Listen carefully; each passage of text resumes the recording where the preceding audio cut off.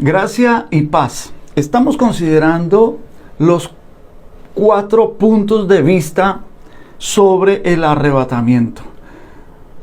La vez pasada consideramos el pretribulacionismo. Ahora vamos a considerar el arrebatamiento parcial y el mesotribulacionismo. El arrebatamiento parcial. Este punto de vista sostiene que solo aquellos creyentes que están velando y guardando en cuanto a la venida del Señor Jesucristo serán hallados dignos de escapar de los terrores de la gran tribulación por ser llevados en el arrebatamiento para el cielo, igual a celebrar las bodas del Cordero, mientras aquí la gran tribulación pasa. Aparentemente este punto de vista se originó con el teólogo Robert Gobbett, 1929. Él fue un teólogo británico y fue pastor independiente de, no sé si lo pronuncio bien, de Surrey Chapel en Norwich. Gobbett escribió muchos libros, muchos folletos. Su obra más conocida es El Apocalipsis, expuesto por las Escrituras entre 1861 y 1865, y que escribió bajo un seudónimo. Sus adherentes mantienen la salvación por gracia, la seguridad eterna del creyente, pero ellos entienden que el peligro que enfrenta el creyente que falla no es la perdición, la condenación eterna, sino la privación de la herencia milenial. Interesante punto de vista.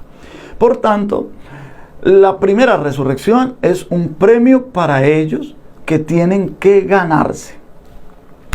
Esto significa que todos los creyentes no ganarán ese privilegio del reino milenial, sino solamente los vencedores. Ellos encuentran apoyo bíblico para esto, por ejemplo, en Mateo capítulo 19, versos 28 y 29, Lucas capítulo 9, versículo 2, Lucas capítulo 20, verso 35, y también lo que Pablo escribe en Filipenses capítulo 3 del 11 al 14, Apocalipsis 2, 11 y 3, 5.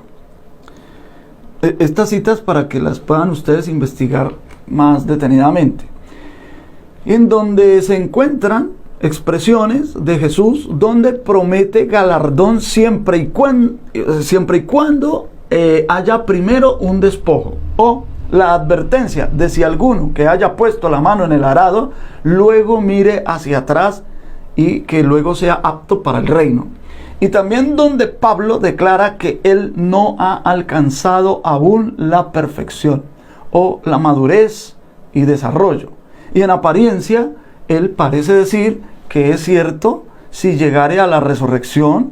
Por tanto, él continuará trabajando para ver si puede alcanzar esa meta. Y a esto se le suman las motivaciones que hay en Apocalipsis de vencer, cuando el Señor le habla a los vencedores para alcanzar las promesas. Debido a esta manera de entender estos pasajes, para citar algunos solamente, los partidarios del arrebatamiento parcial enseñan que habrá varias ocasiones de raptos, de resurrecciones, de vencedores, unos antes de la tribulación, por supuesto, otros para que se van a quedar y que a medida que vayan venciendo a la persecución de la bestia, van siendo resucitados y arrebatados para el cielo. Entonces, ellos dicen que justamente antes de la tribulación y al principio, de hecho, de la tribulación, los santos vivos serán trasladados al cielo junto con los muertos, ¿verdad?, que hayan resucitado. O incluso muertos maduros, muertos que hayan sido vencedores durante su vida, para que tengan esa promesa, ¿no? Pero esto sería exclusividad. Primera de Corintios 15, 51 y 52 claramente dice que todos seremos transformados, no algunos, todos. Además dice que en un mismo momento, que será cuando, a la final trompeta.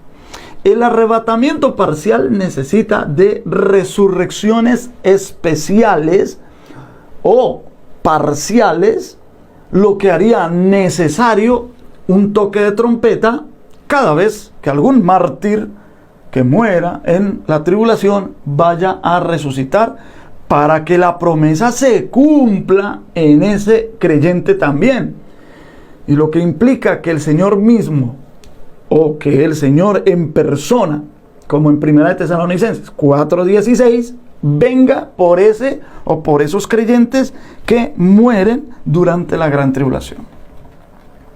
Segundo, ellos dicen que durante los 7 años, porque ellos ven que son 7 años de tribulación, serán arrebatados en varios intervalos de tiempo los otros santos de la era de la iglesia que no estuvieron preparados para el arrebatamiento inicial. Esto lo ven en Apocalipsis 7:9, donde se ve una multitud que nadie puede contar, con ropas blancas y con palmas en las manos. En el verso 14 dice que el anciano le aclara a Juan que estos son los que han salido de la gran tribulación, que han emblanquecido sus ropas en la sangre del Cordero. Ellos ven por un lado este apoyo. También en el capítulo 12, en el versículo 5 de Apocalipsis, donde dice que el hijo varón que fue arrebatado para Dios y su trono, ellos ven que ahí se menciona al hijo varón, pero entienden que incluye a los creyentes. Y también ven en el capítulo 16 de Apocalipsis, verso 15, allá lo ven como un arrebatamiento para rescatar del Armagedón a los creyentes vigilantes, y un arrebatamiento final a la conclusión de la tribulación.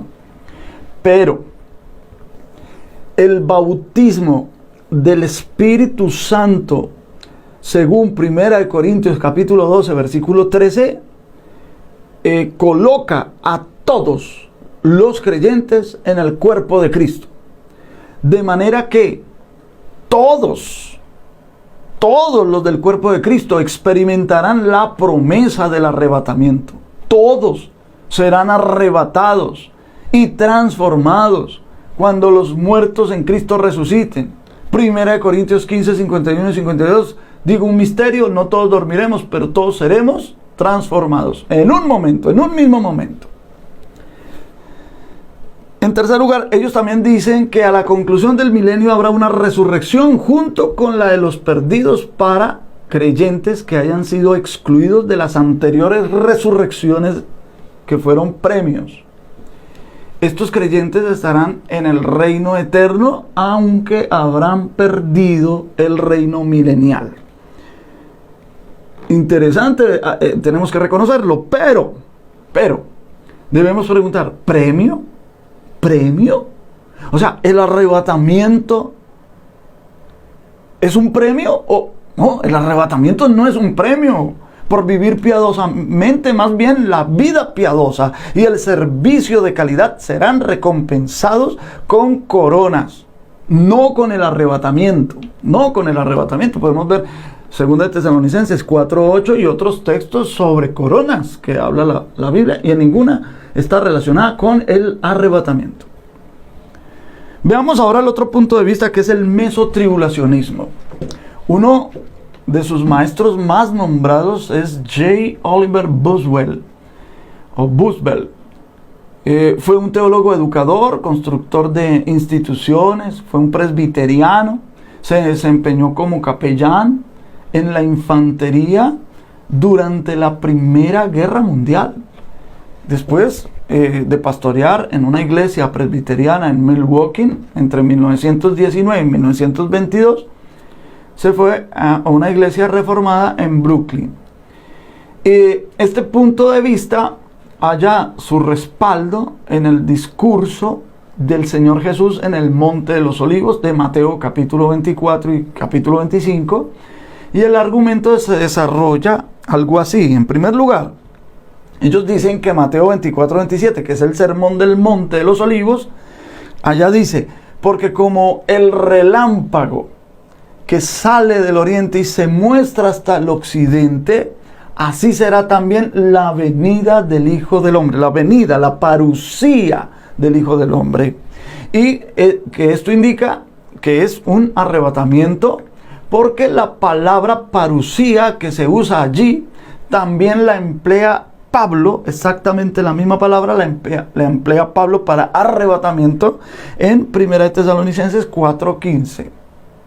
Además, Mateo capítulo 24, verso 3, que es el sermón del Monte de los Olivos, allá dice que juntarán, que es la palabra griega episinago, juntará a sus escogidos, los ángeles juntarán a sus escogidos, que es la misma palabra que emplea Pablo en 2 Tesalonicenses 2:1, cuando dice que con respecto a la venida, es decir, a la parusía del Señor y nuestra reunión, episinago, tengo dificultad con la palabra, episinago, dice, es la misma palabra del Sermón del Monte y la usa Pablo para arrebatamiento.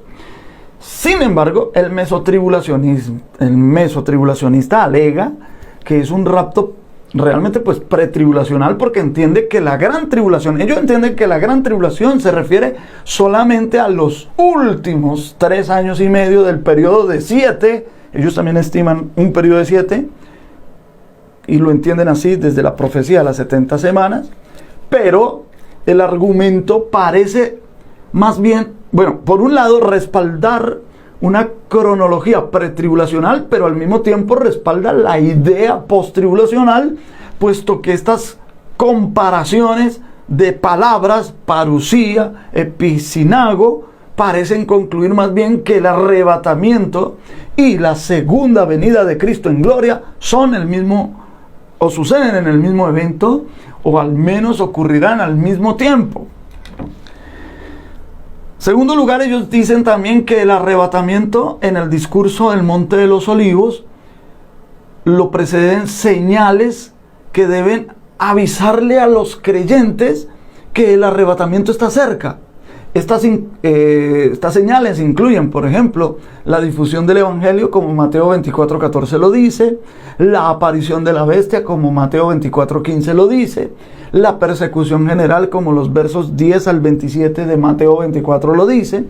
Ellos ven que ya que estas señales ocurrirán durante la primera mitad de la tribulación. El arrebatamiento tiene que ocurrir en el punto medio de la misma. Pero, las señales del discurso del Monte de los Olivos son todos para la segunda venida de Cristo en gloria, en donde por supuesto ocurrirá el arrebatamiento. Incluye el periodo completo de la tribulación como señal de la tribulación. La tribulación es una señal de la venida, no del arrebatamiento, de la venida del Señor.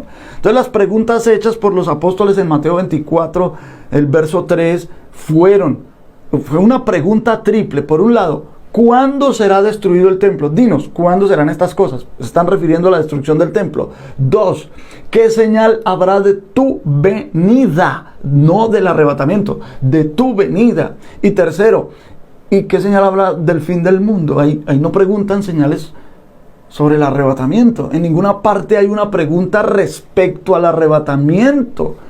No hay una pregunta explícita. Alguien puede decir, no, está contenida en las preguntas. Pero si es cierto que hay un arrebatamiento antes de la segunda venida de Cristo en gloria, bien sea 7 años o 3 años y medio antes, entonces tiene que ser una venida secreta y para solamente los fieles en particular. Pero en todo el pasaje no hay ni siquiera una sola insinuación a esto, sino más bien que la señal del Hijo del Hombre del verso 27, Mateo 24:27, será visible porque se mostrará y desde el oriente hasta el occidente, y después de la tribulación de aquellos días, como dice el verso 29, el juntar a los escogidos de todos los puntos cardinales se ubica después de mencionar la segunda venida de Cristo con gran poder y gloria. Nótese la frase del verso 30, con gran poder y gloria. Y esto no es otra cosa que una referencia a la segunda venida de Cristo. Y en esa segunda venida de Cristo con poder y gloria ocurrirá el arrebatamiento.